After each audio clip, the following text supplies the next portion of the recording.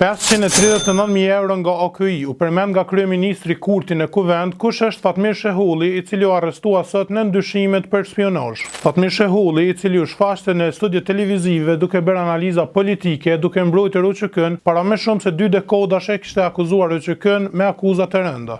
Gjithashtu në një emision ai kishte pranuar se gjatë bombardimeve të NATO-s kishte punuar për një televizion serb. Po, gjatë bombardimeve të NATO-s kam punuar në televizionin nën Zoran Angelković, kishte thënë ai. Emri i tij pas lufte është përmendur shpesh, me së shpeshti për dyshimet se ai ishte bashkëpunëtor i Serbisë. Madje këtë ka thënë edhe kryeministri Kurti në kuvend në vitin 2023.